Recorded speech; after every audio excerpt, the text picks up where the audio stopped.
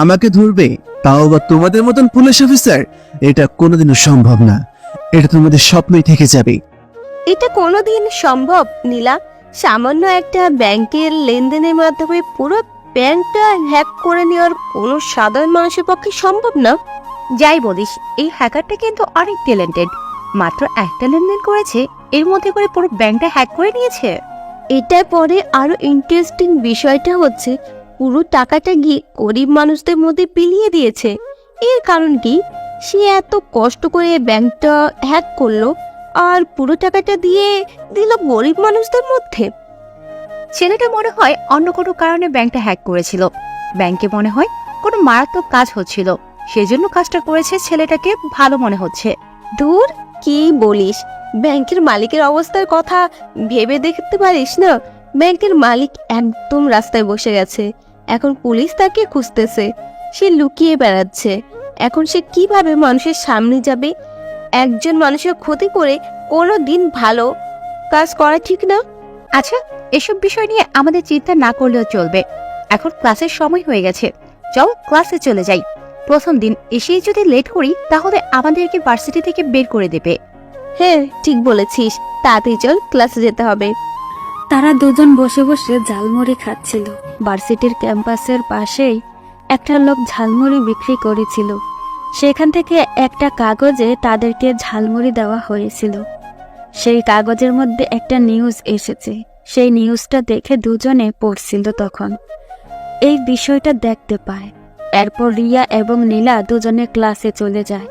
তারা আজকে প্রথমবার ভার্সিটিতে এসেছে। কলেজ লাইফ থেকে দুজনে খুব ভালো বন্ধু এবং দুজনে একই ভার্সিটিতে চান্স পেয়েছে। যাওয়ার পর তারা দুজন বসেছিল। হঠাৎ করে একটা ছেলে ক্লাসে ঢুকে ছেলেটার চোখে মোটা ফ্রেমের একটা চশমা দেখে মনে হচ্ছিল বড়দের চশমা। এটা দেখার পর ক্লাসে থাকা সব ছাত্রছাত্রীরা হাসতে শুরু করে। ছেলেটার তখন প্রফেসরের দিকে তাকিয়ে বলে, আসসালামু আলাইকুম স্যার, আমি কি ক্লাসে আসতে পারি? এই কথা শোনার পর ক্লাসে থাকা প্রফেসর পর্যন্ত হেসে ফেলে।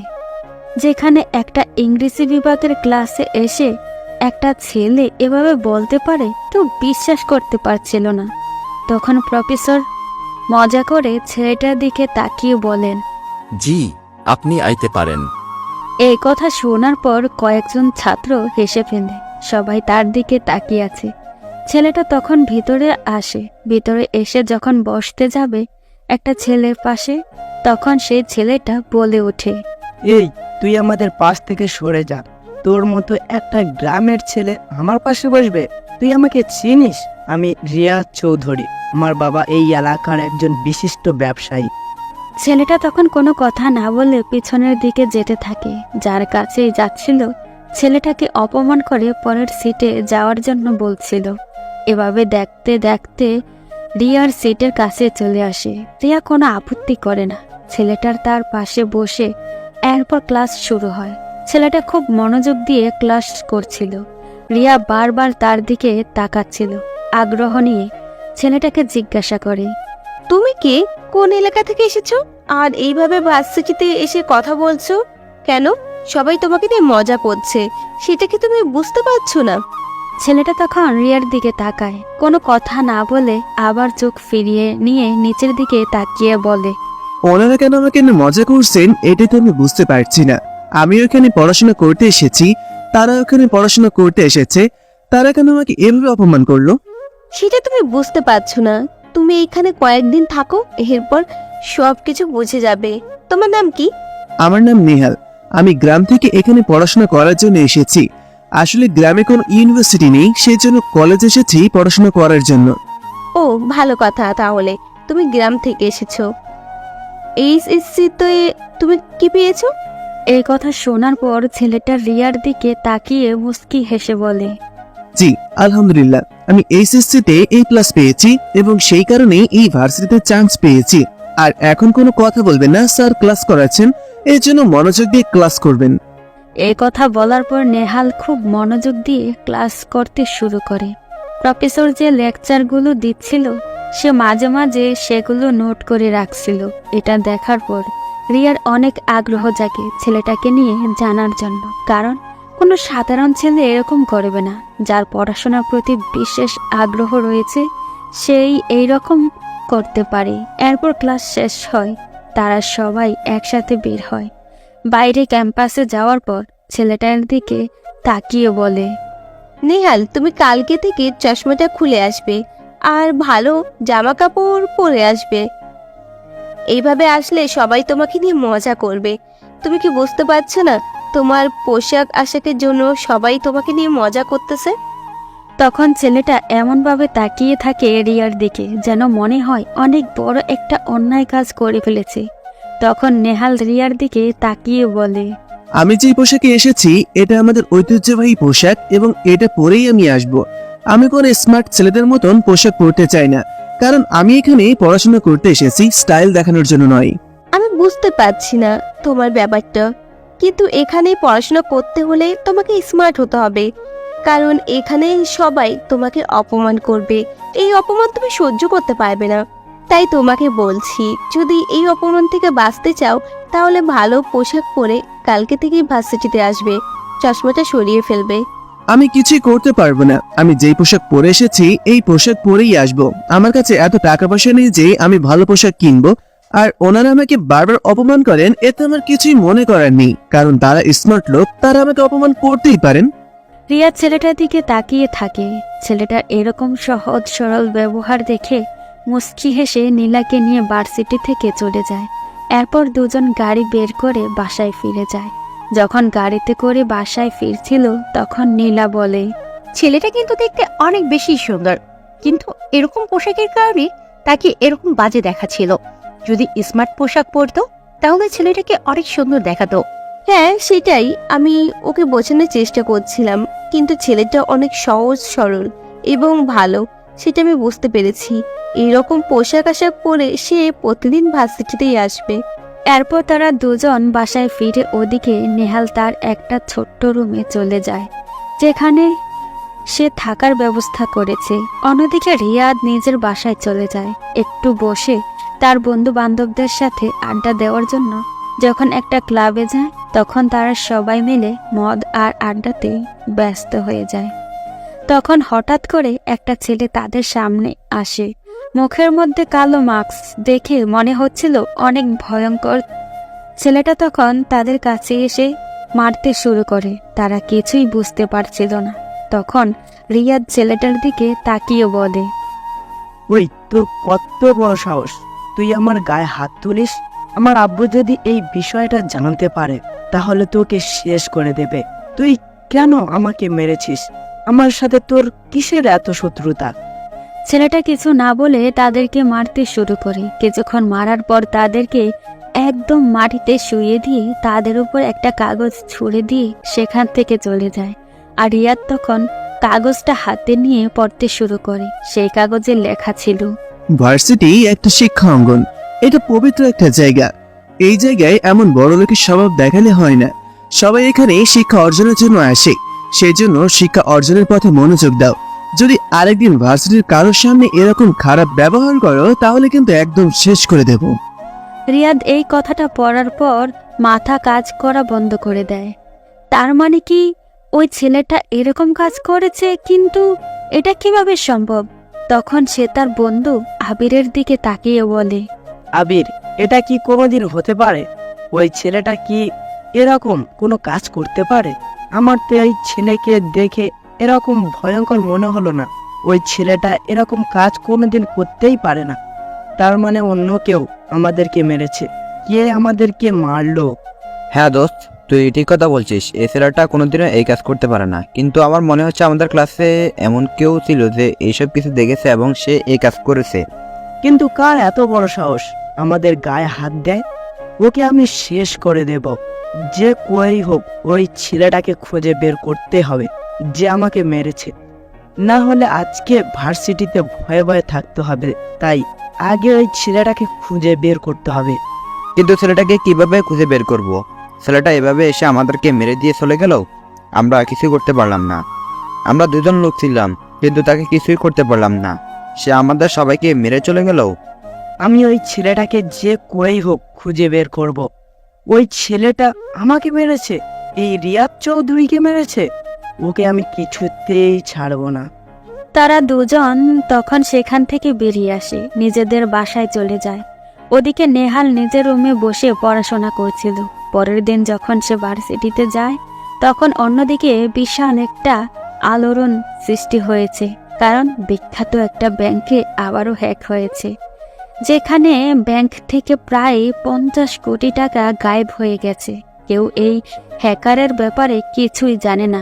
ব্যাংকের মালিক প্রায় পাগল হয়ে পড়েছে এবং পুলিশ অনেক খোঁজাখুঁজি করছে, কিন্তু কিছুতেই ওই ছেলেটাকে ধরতে পারছে না কে এই কাজটা করেছে।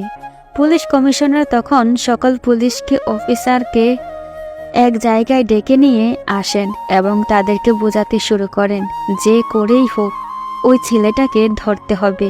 ওই ছেলেটার নাম পর্যন্ত তারা কেউ জানে না, শুধু ছেলেটা হ্যাক করে বেড়াচ্ছে একের পর এক ব্যাংক এবং সে এই টাকাগুলো নিয়ে গরিব মানুষদের মধ্যে দিয়ে দিচ্ছে। কেন এরকম করছে, কি কারণে করছে কিছুই বলছে না, শুধু একের পর এক হ্যাক করে যাচ্ছে। আর হ্যাকিং এর পর একটাই কথা বারবার শুধু সেই জায়গায় ঘুরে বেড়ায়, রকের রক কোথা থেকে আসলো, কিভাবে আসলো, কেউ এই ব্যাপারে কিছুই জানে না। তখন পুলিশ ইন্সপেক্টর ইমরান তার সাথে কিছু পুলিশ অফিসার নিয়ে এক জায়গায় বসে এবং সে ইন্সপেক্টর রাফির দিকে তাকিয়ে বলে, রাফি, আমাদের যে করেই হোক ওই রককে ধরতে হবে। কে এই রক, কোথা থেকে কাজগুলো করছে কিছুই জানতে পারছি না। ওকে না ধরলে হবে একের পর এক ব্যাংক হ্যাক হয়ে যাবে। কিন্তু স্যার, আমরা ওকে কিভাবে ধরবো? ওর ব্যাপারে কোনো কিছুই জানতে পারছি না। আমাদের যত উন্নত প্রযুক্তি আছে সবগুলোই ব্যবহার করে দেখেছি, কিন্তু কিছুতেই তার ব্যাপারে কোনো কিছু জানা যাচ্ছে না। সে কোথা থেকে কাজগুলো করছে সেটাও জানতে পারছি না। কিন্তু এর আগে আমাদেরকে জানতে হবে সে কেন কাজগুলো করছে, এই কাজের পিছনে তার উদ্দেশ্য কি। সে টাকাগুলো নিয়ে নিজের কাছে রাখছে না, গরিব মানুষদের মধ্যে দিয়ে দিচ্ছে, এর কারণ কি? সব বিষয় আগে আমাদেরকে জানতে হবে। কিন্তু স্যার, আমরা কিভাবে জানবো সে এমন ভাবে কাজগুলো করে যেটা আমাদের ধরাছোঁয়ার বাইরে? আমরা কিছুতেই তার ব্যাপারে কোনো ইনফরমেশন জোগাড় করতে পারছি না। সে কেন কিভাবে করে কেউ জানতে পারছে না। এটা নিয়ে তো আমিও চিন্তায় আছি। আমি কয়েকজন হ্যাকারের সাথে কথা বলেছি, সবাই এক বিষয় নিয়ে অনেক চিন্তিত, কারণ ছেলেটার হ্যাকিং সিস্টেম সম্পূর্ণ আলাদা। সে সম্পূর্ণ নতুন নিয়ম তৈরি করেছে এবং সে একা কাজগুলো করে, সেটা একটা আলাদা বিষয়। যদি ওর কোনো গ্রুপ থাকতো তাহলে তাদেরকে ধরা সহজ হতো। আশ্চর্য ব্যাপার, একটা ছেলে এতগুলো কাজ কিভাবে করতে পারে? এটা কোনো সাধারণ ছেলে নয়, অসম্ভব শক্তিশালী একটা ছেলে, কারণ একটা সাধারণ ছেলের পক্ষে এতগুলো ব্যাংক হ্যাক করা কোনোদিনও সম্ভব না। তখন তারা দুজনেই সেখানে বসে কথা বলছিল। হঠাৎ করে তাদের ফোনে একটা কল আসে। কলটা থানার নম্বরে এসেছে, এজন্য রাফি কলটা রিসিভ করে। তখন ওপাশ থেকে একটা ছেলে বলে ওঠে, কি ব্যাপার, তোমরা আমাকে নিয়ে এত বেশি টেনশন করছো? আমি তো কিছুই বুঝতে পারলাম না। তোমরা আমাকে নিয়ে এত বেশি টেনশন করো না, এতে তোমাদের কোনো লাভ নেই। তোমরা ইচ্ছে করলেও আমাকে ধরতে পারবে না যতদিন পর্যন্ত আমরা না চাই। এই কথা শোনার পর রাফি বুঝতে পারে সেই ছেলেটা কল করেছে। এই জন্য সে তাড়াতাড়ি করে ইমরানের কাছে কলটা দিয়ে দেয়। ইমরান তখন ফোনটা ধরে বলে, আচ্ছা, তুমি এই কাজটা কেন করছো সেটা আমাদের একটু বলো। এই কাজের পিছনে কি তোমার কোনো আলাদা উদ্দেশ্য আছে? তুমি কি করতে চাইছো সেটা আমাকে বলো, না হলে আমরা পুলিশ ডিপার্টমেন্টের লোকজন অপমানিত হচ্ছি লোকজনের কাছে, আমরা কিছুই করতে পারছি না। আর আমার যে তোমার ব্যাপারে কথা বলছি সেটা তুমি কিভাবে জানলে? তোমার মাথার ঠিক ওপরে লক্ষ্য করো, ক্ষুদ্র মশের মতন একটা যন্ত্র আছে। এটা একই সাথে ক্যামেরা এবং মাইক্রোফোন ওভারে কাজ করে। আবার এটা খোঁজা শুরু করে দিও না, এরকম আরো অনেক আছে তোমার পুরো থানায়। পুলিশ অফিসার ইমরান, তুমি কিছুই করতে পারবে না যতদিন পর্যন্ত আমি নিজে না ধরা দিই, কারণ আমাকে ধরা অসম্ভব। আমি কোনো খারাপ কাজ করছি না, এটা শুধু জেনে রাখো। যেটা হচ্ছে দেখে যাও, আর আমাকে নিয়ে এত বেশি চিন্তা করো না। দেখো, তোমাকে আমরা সুযোগ দিচ্ছি, তুমি যদি আত্মসমর্পণ করো তাহলে তোমাকে কোনো শাস্তি দেওয়া হবে না, কিন্তু যদি আত্মসমর্পণ না করো তাহলে কিন্তু তোমাকে ধরলে ভয়ঙ্কর শাস্তি দেওয়া হবে। আমাকে ধরবে, তাও আবার তোমাদের মতন পুলিশ অফিসার? এটা কোনোদিনও সম্ভব না। এটা তোমাদের স্বপ্নই থেকে যাবে, কোনোদিন আমাকে ধরতে পারবে না। যেদিন আমি ইচ্ছা করে তোমাদের হাতে ধরা দিব, সেদিন তোমরা আমাকে ধরতে পারবে। এর আগে তোমরা শুধু আমার হাতের কাজ দেখে যাবে, কিন্তু আমাকে ধরতে পারবে না, কারণ আমি আমার উদ্দেশ্য সফল করা পর্যন্ত আমার কাজ বন্ধ করব না। আমরা তো তোমার উদ্দেশ্যে কথা জানতে যাচ্ছি, তুমি কেন এই কাজগুলো করছো সেটা যদি আমাদেরকে ক্লিয়ার করে বলতে, তাহলে আমরা মানুষের সামনে, মিডিয়ার সামনে কথাটা বলতে পারতাম। কিন্তু এখন আমরা অসহায়ভাবে শুধু তোমাকে খুঁজে বেড়াচ্ছি। আমার নিজেদের অপমান হচ্ছে, সেটা কি তুমি বুঝতে পারছো না? আমার উদ্দেশ্যগুলোর মধ্যে এরকম একটা উদ্দেশ্য আছে যে আমি পুলিশের লোকদের অপমানিত করব, কারণ আমি একদিন পুলিশ অফিসারের কাছে সাহায্য চেয়েছিলাম, কিন্তু সে আমাকে সাহায্য করেনি, উল্টে আমাকে অবহেলা করে বের করে দিয়েছে থানা থেকে। কোনো পুলিশ অফিসার তোমার সাথে এরকম করে সেটা আমাকে বলো, আমরা সে পুলিশ অফিসারের বিরুদ্ধে ব্যবস্থা নিব। কিন্তু একজন পুলিশ অফিসারের কারণে পুরো পুলিশ ডিপার্টমেন্টকে লজ্জিত করবে, এটা কীভাবে হতে পারে? আমি শুধু পুলিশ ডিপার্টমেন্ট নয়, এই শহরের যত বড় বড় লোকজন আছে সবাইকে অপমানিত করব, কারণ আমার বিরুদ্ধে যে একবার লাগতে শুরু করে তাকে আমি ছেড়ে দিই না, তার ভয়ঙ্কর শাস্তি হয়। কিন্তু এই কাজগুলো করার পিছনে তোমার কোনো উদ্দেশ্য আছে, সেটা আমাদেরকে বলো, না হলে তো আমরা জানতেই পারবো না।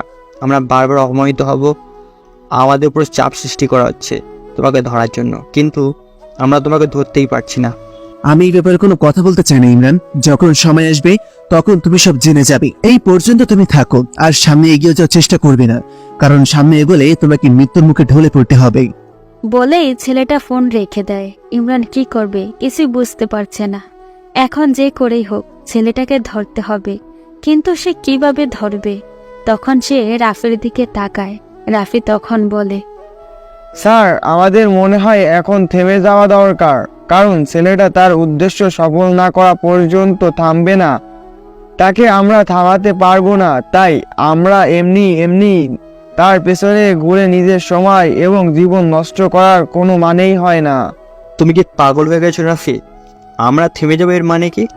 আমরা যদি ছেলেটাকে ধরতে না পারি তাহলে আমাদের চাকরি চলে যাবে, আর আমরা জনগণের দায়িত্ব নিয়ে বসে আছি। তাদের দায়িত্ব সঠিকভাবে পালন করতে না পারলে আমরা জনগণের কাছে কী জবাব দিব? এরপর তারা দুজন বিভিন্ন আলোচনা করতে শুরু করে। ওদিকে সেই কালো মাস্কওয়ালা ছেলেটা শুধু হাসতেছে, কারণ তার জীবনে এক ভয়ঙ্কর ঘটনা ঘটে গেছে। তার সেই ঘটনা যে কোনো মানুষের চোখে জল এনে দিবে। ওদিকে প্রতিদিন একের পর এক ব্যাংক সে হ্যাক করছে, কিন্তু কেন ব্যাংকগুলোর উপর তার এত শত্রুতা সেটাই কেউ বুঝতে পারছে না। কেন সে শুধুমাত্র ব্যাংক হ্যাক করে এবং বিভিন্ন বড় বড় নেতা কর্মীকে হত্যা করে? এর পিছনের কারণ কি সেটা কেউ জানতে পারছে না। বিভিন্ন মিডিয়া চ্যানেলে এই নিয়ে নিউজ করছে, কিন্তু সবাই তাকিয়ে আছে পুলিশের দিকে, কিন্তু পুলিশ কিছুই করতে পারছে না, কারণ সে নিজের কাজের যে কোনো প্রমাণ রাখে না। ওদিকে নেহাল ভার্সিটিতে গিয়ে বসে আছে একা একা, কারণ তার কোনো বন্ধু বান্ধব নেই, কেউ তার সাথে ঠিকমতো কথা বলে না। একটু পর সেখানে রিয়া আসে। রিয়া এসে দেখে নেহাল বসে আছে, কারোর সাথে কোনো কথা বলছে না, চুপচাপ বসে আছে। তখন সে গিয়ে নেহালের পাশে বসে বলে, কি ব্যাপার নেহাল, এভাবে একা একা বসে আছো কেন? সবাই গল্প করতেছে, তুমি একা একা বসে আছো, বুঝলাম না। আমার সাথে গল্প করার কেউই নেই, আমি এখানে একা বসে আছি। কেউ আমার সাথে বন্ধুত্ব করতে চায় না, সবাই আমাকে অবহেলা করে। আমি কারোর সাথে বন্ধুত্ব করতে পারছি না। তা আপনার বান্ধবী কোথায়? ও আজকে আসেনি, তার বাড়িতে কোনো একটা ঝামেলা হয়েছে, ও কালকে আসবে। তুমি চাইলে আমরা বন্ধু হতে পারি। নেহাল তখন মেয়েটার দিকে তাকায়। এত সুন্দরী একটা মেয়ে তার সাথে বন্ধুত্ব করবে, এটা সে ভাবতেই পারছে না। আর সে মেয়েদের থেকে একটু দূরে দূরে থাকার চেষ্টা করে, তার কারণ তার এসব পছন্দ নয়। তখন সে তার দিকে তাকিয়ে বলে, আপনার মতন একটা সুন্দরী মেয়ে আমার সাথে বন্ধুত্ব করবে, এটা কিভাবে হতে পারে? আপনি কি আমার সাথে মজা করছেন? সবার মতন আমাকে নিয়ে তামাশা করছেন? নেহাল, তুমি আমাকে ভুল বুঝছো। আমি অন্যদের মতো না, আমি তোমার সাথে সত্যি বন্ধুত্ব করতে চাচ্ছি। তুমি পড়াশোনায় ভালো এবং ভালো ছেলে, তুমি আমার সাথে বন্ধুত্ব করতেই পারো। আমি সত্যি তোমার সাথে বন্ধুত্ব করতে চাই। বলেই রিয়া হাত বাড়িয়ে দেয়। নেহাল কিছু বলতে পারছে না, সে চুপচাপ হাত মিলায়। এরপর রিয়া হাসতে হাসতে বলে, এখন থেকে কিন্তু আমি আর তোমাকে তুমি করে বলতে পারবো না, কারণ আমি আমার বন্ধুদেরকে তুই করে কথা বলি, তুমিও আমাকে তুই করে বলবে। এই আপনি, এটা অনেক অপরিচিত মনে হয়, তাই তুই করে বলার চেষ্টা করবে। আমি পারবো না, দরকার হয় তোমাকে তুমি বলে ডাকবো, কিন্তু তুই করে বলতে পারবো না, কারণ এটা আমার সাথে যায় না। আমি সবসময় এইসব কথা বলা থেকে দূরে থাকার চেষ্টা করি, তাই আমি তোমাকে তুমি করে বলবো। এতে যদি তোমার কোনো আপত্তি হয় তাহলে আমি বন্ধুত্ব করতে চাই না। আচ্ছা ঠিক আছে, কোনো সমস্যা নেই। তাহলে আমিও তোমাকে তুমি করে বলবো, আমি তোমাকে তুই করে বলবো না, ঠিক আছে? নেহাল কোনো কথা বলল না। এরপর দুজন ক্লাসে চলে গেল। ক্লাসে যাওয়ার পর ক্লাসে বসে আছে, তখন সেখানে রিয়াদ এবং তার বন্ধুরা সবাই আসলো। সবাই নেহালের দিকে তাকিয়ে আছে, কিন্তু নেহাল কারো দিকে তাকাচ্ছে না, মাথা নিচু করে বসে আছে। তখন আবির এসে বলে, এই তোর কত বড় সাহস! কালকে তোকে অপমান করেছিলাম বলে তুই লোক পাঠিয়েছিস আমাদেরকে মারার জন্য? বল, তোকে কে সাহায্য করেছে? আমাকে নাম বল, না হলে তোকে একদম শেষ করে দিব। এই কথা শোনার পর নেহাল হতভম্ব হয়ে তাদের দিকে তাকায়। রিয়াও কিছু বুঝতে পারছে না, সবার দিকে তাকাচ্ছে। তখন রিয়াদ এগিয়ে এসে বলে, আমাদের সামনে একদম অভিনয় করার চেষ্টা করবি না। আমাদের সামনে অভিনয় করার চেষ্টা করলে একদম মেরে ফেলবো। কালকে তুই লোক পাঠিয়েছিলি আমাকে মারার জন্য। একটা ছেলে আমাদেরকে মেরে চলে এসেছে শুধুমাত্র তোকে অপমান করার কারণে। বল, তোকে কে সাহায্য করছে? তুই আমাদেরকে মারতে পারবি না সেটা আমি জানি, কিন্তু তুই কার সাহায্য নিয়েছিস সেটা আমাকে বল, না হলে তোকে শেষ করে দেব। কি বলছেন আপনারা? আপনাদেরকে আমি লোক পাঠিয়ে মারবো? এত বড় সাহস আমার কিভাবে হলো? আমি এখানে কালকে প্রথম আসলাম, কালকে সে আপনাদের সাথে লাগবো? এত বড় সাহস আমার হতে পারে? আপনার কি আমাকে দেখে এরকম ভাবতেছেন? আমি জানি না কি আপনাদেরকে মেরেছে। তখন রিয়া রিয়াদের দিকে তাকিয়ে বলে, আমারও এইরকমই মনে হচ্ছে। রিয়াদ, তোর সাথে হয়তো অন্য কারোর শত্রুতা ছিল, সেই জন্য তোকে মেরেছে। তুই এখন ওর সাথে কথা বলতেছিস, ও কিভাবে কাউকে দিয়ে তোকে মারবে? ওর কারোর সাথে তেমন পরিচয় নেই। আজকের মতো তোকে ছেড়ে দিলাম। যদি অন্য কোনো দিন তোর কথা বলে কেউ আমাদেরকে মারে তাহলে কিন্তু তোকে শেষ করে দিব। আমাদেরকে স্পর্শ করে এত বড় সাহস এই ভার্সিটি কারণেই, আর তোর কথা বলেই আমাকে মেরেছে। বলেই রিয়াদ সেখান থেকে রাগ করে চলে যায়। রিয়া কি বলবে কিছুই বুঝতে পারছিল না। নেহাল মন খারাপ করে ফেলেছে। এটা দেখার পর কিছুক্ষণ রিয়া চুপচাপ থাকে। এরপর ক্লাস শুরু হয়। ক্লাস শেষ হওয়ার পর রিয়া বলে, নেহাল, চলো আমরা দুজন কোথাও ঘুরতে যাই। এইভাবে তোমার মন খারাপ দেখতে আমার একদম ভালো লাগছে না। আমরা দুজন কোথাও থেকে ঘুরে আসি। নেহাল তখন রিয়ার দিকে তাকালো, এরপর সহজ সরল ভাষায় বলল, কি বলছেন? আপনাদের ঘোরাঘুরি মানে তো অনেক টাকা পয়সার ব্যাপার, কিন্তু আমার কাছে কোনো টাকা পয়সা নেই, আমার পরিবারের কেউই নেই, সেজন্য আমাকে কেউ টাকা পয়সা দেয় না। আমার নিজের ইনকাম করতে হয়। আমি টিউশনি করিয়ে যা টাকা পাই তা দিয়ে আমার বাড়ি ভাড়া আর খাওয়া দাওয়া চলে যায়। আমার কাছে কোনো টাকা পয়সা নেই। রিয়া তখন এই কথা শোনার পর নেহালের দিকে তাকিয়ে থাকে। ছেলেটা কত সহজ সরল ভাষায় কথা বলে। তখন সে নেহালের দিকে তাকিয়ে বলে, আরে, তুমি এইরকম ভাবতেছো কেন? আমি কি তোমাকে একটাবারও টাকা পয়সার কথা কিছু বলেছি? আমি তোমাকে ঘুরতে নিয়ে যাব, চলো। আর এত টাকা পয়সার কথা চিন্তা করতে হবে না, চলো আমার সাথে।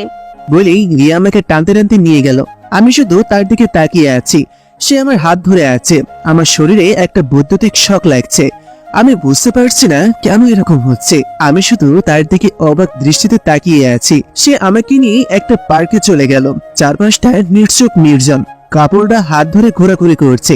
এটা দেখার পর আমি লজ্জায় মাথা নিচু করে ফেললাম। তখন সে আমার দিকে তাকিয়ে বলল, আমি মনে হয় ভুল করে ফেলেছি তোমাকে এই জায়গায় এনে। এই জায়গাটা তোমার জন্য কমফোর্টেবল নয়। চলো আমরা অন্য কোনো জায়গায় চলে যাই, এখানে থাকার কোনো দরকার নেই। এই কথা শোনার পর নেহাল মাথা নাড়িয়ে হ্যাঁ বোধক সম্বোধন করলে তারা দুজন চলে গেল গাড়িতে করে একটা নদীর ধারে।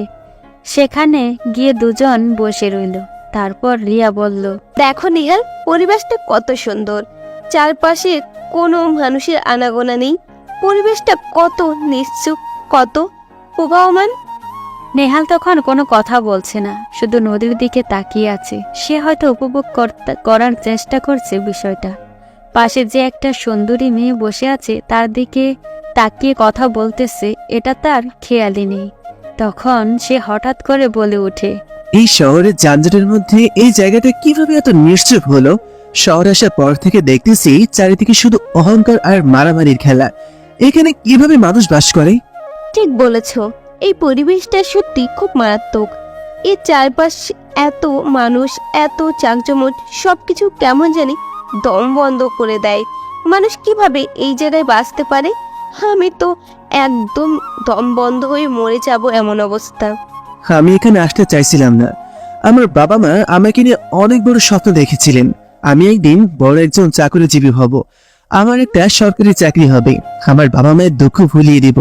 কিন্তু আমার বাবা মা মারা গেলেন, এজন্য চেষ্টা করে যাচ্ছি তাদের স্বপ্ন পূরণ করার জন্য। নিহাল, তুমি অনেক ভালো একটা ছেলে, তুমি পড়াশোনায় অনেক ভালো, সেই জন্য তুমি চেষ্টা করে যাও, একদিন তোমার বাবা মায়ের স্বপ্ন তুমি পূরণ করতে পারবে। তোমার ব্যাপারে তো কিছুই বললে না। তোমার বাবা মা সবাই আছেন তো? হ্যাঁ, আলহামদুলিল্লাহ, আমার বাবা মা দুজনেই বেঁচে আছে এবং দুজনেই আমাকে অনেক বেশি ভালোবাসেন। আমার বাবা এই এলাকার একজন সম্মানিত এমপি, মিস্টার রফিক চৌধুরী। এই কথা শোনার পর নেহাল কিছুক্ষণ নিস্তব্ধ হয়ে তাকিয়ে থাকে। সে কি বলবে কিছু বুঝতে পারছে না। তখন সে সেই জায়গা থেকে উঠে চলে যেতে চায়। তখন রিয়া বলে, কি হয়েছে নিহাল, তুমি আমার বাবার কথা শুনে এখান থেকে উঠে যাচ্ছ? কি সমস্যা হয়েছে বলো আমাকে। নিহাল তখন কোনো কথা বলছে না, চুপচাপ নদীর দিকে তাকিয়ে আছে। এরপর নদীর দিকে তাকিয়ে রিয়াকে বলে, তুমি এই এলাকার একজন এমপির মেয়ে, তোমার সাথে আমার বন্ধুত্ব চাই না। যদি এভাবে কেউ আমাদের দেখতে পায়, আমাদেরকে সবাই খারাপ ভাববে। তুমি তোমার বাসায় ফিরে যাও, এখানে থাকার কোনো দরকার নেই। তোমার বাবা এই বিষয়ে জানতে পারলে বিষয়টা খারাপ ভাবে দেখবেন। তুমি এটা কি করে বলতে পারলে নিহাল? তুমি আমার বাবাকে চেনো না। আমার বাবা এইরকম মানুষ নয়। তিনি আমাকে সবসময় স্বাধীনতা দিয়ে এসেছেন। আমি যেরকম ইচ্ছা সেরকম চলাফেরা করতে পারি, কোনো দিন আমাকে বাধা দেয়নি। তোমার সাথে বন্ধুত্ব রেখেছি বলে যে বাবা আমাকে খারাপ কথা বলবে না, এটা কোনো দিনও হতে পারে না। তুমি এটা কিভাবে চিন্তা করতে পারলে? রিয়া, আমি তোমার বিষয়টা বুঝতে পারছি, কিন্তু বর্তমান সমাজে এটা চাই না। আমার স্ট্যাটাস আর তোমার স্ট্যাটাস সমান নয়। তুমি অনেক বড় পর্যায়ের লোকজনদের মধ্যে একজন, আর আমি সাধারণ একটা ছেলে। তুমি আমার সাথে বন্ধুত্ব রাখতে গিয়ে তোমার আপনজনদেরকে হারাতে হবে, তাই তুমি আমার সাথে বন্ধুত্ব না রাখাটাই ভালো। তোমার ধারণা সম্পূর্ণ ভুল নিহার। তুমি যেটা ভাবছো সেটা নয়। আমার বাবা কোনোদিন আমাকে বাধা দেবে না এই ব্যাপারে, তাই তুমি নিশ্চিন্তে থাকতে পারো। চিন্তা করো না, বাবা আমাকে সব রকম স্বাধীনতা দিয়েছে। আমি ইচ্ছা করলেই যে কারোর সাথে বন্ধুত্ব করতে পারতাম, কিন্তু আমি তোমাকে ভালো ছেলে ভেবে তোমার সাথে বন্ধুত্ব করেছি এবং এটা আমি একটা সঠিক সিদ্ধান্ত নিয়েছি, যেটা আমি জানি। নেহাল অনেক বোঝানোর চেষ্টা করে রিয়াকে, কিন্তু রিয়া কিছুতেই বুঝতে চায় না। এরপর তারা দুজন কিছুক্ষণ গল্প করে সেখান থেকে চলে আসে। নেহাল বাসায় ফিরে করবে কিছুই বুঝে উঠতে পারছে না।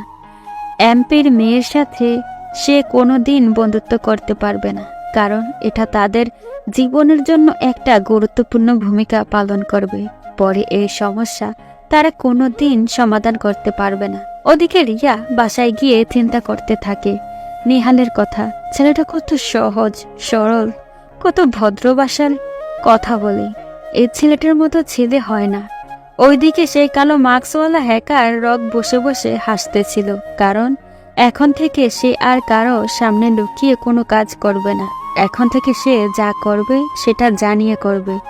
সেজন্য পুলিশ কমিশনার রায়হান মির্জার কাছে কল করে। রায়হান মির্জা এই বিষয়টা খুব ভালো করেই জানেন। তিনিও অনেক চেষ্টা করে যাচ্ছেন এই হ্যাকারকে ধরার জন্য, কিন্তু কিছুতেই ধরতে পারছে না।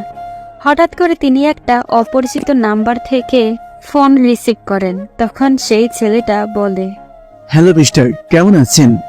এই ছেলে কে তুমি? আর তুমি এইভাবে কল করে আমাকে ভালো মন্দ জিজ্ঞাসা করছো? আমার গুরুত্বপূর্ণ সময় নষ্ট করতেছ। তুমি কি জানো তুমি কার কাছে কল করেছো? হ্যাঁ, আমি ভালো করেই জানি, এবং আপনাদের ঘুম হারাম করে দেওয়ার সেই মানুষটাই আমি, যাকে খোঁজার জন্য আপনাদের ঘুম হারাম হয়ে গিয়েছে। আমি সেই রক।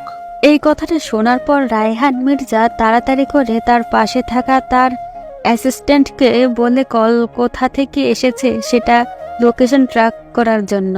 এটা খুব সাবধানতার সাথে করেছিলেন, কিন্তু রক বলে, ভুলেও এই কাজ করবেন না, কারণ এই কাজ করে আপনাদের কোনো লাভ হবে না, এমনি সময় নষ্ট হবে। আমার লোকেশন আপনারা কোনোদিনও পাবেন না। আমার লোকেশন ট্র্যাক করা অসম্ভব, কারণ আমি সম্পূর্ণ প্রাইভেট নাম্বার থেকে কল করি এবং এই নাম্বার ট্র্যাক করা অসম্ভব, সেই জন্য এই নাম্বার দিয়ে কল করি। কেন, কি হয়েছে? তুমি কেন এতগুলো খুন করলে আর এত টাকা লুটপাট করছো? এগুলো পেছনে তোমার উদ্দেশ্য কি সেটা আমাদেরকে ক্লিয়ার করে বলো, না হলে কিন্তু তোমাকে আমরা ধরে ফেললে একদম শেষ করে দেব। তুমি কি জানো না, এখন তোমাকে ধরলে তোমার একটাই শাস্তি হবে, সেটা হচ্ছে ফাঁসি। যদি ফাঁসির ভয় পেতাম তাহলে কি এই কাজ করতে পারতাম? অফিসার, আমি ফাঁসির ভয় পাই না, আমি শুধু আমার কাজটাই করে যাব। যেদিন আমার কাজ শেষ হয়ে যাবে সেই দিন আমি সবকিছু বন্ধ করে দিব, কিন্তু যতদিন পর্যন্ত আমার কাজ শেষ না হচ্ছে ততদিন পর্যন্ত কেউ আমাকে ধরতে পারবে না। কিন্তু আমি বুঝতে পারতেছি না তোমার উদ্দেশ্যটা কি, তুমি কেন এই কাজ করছো সেটা তো বলো। আমার উদ্দেশ্য খুব তাড়াতাড়ি জানতে পারবেন, কিন্তু এর আগে আপনার কাছে একটা ফটো পাঠিয়েছি,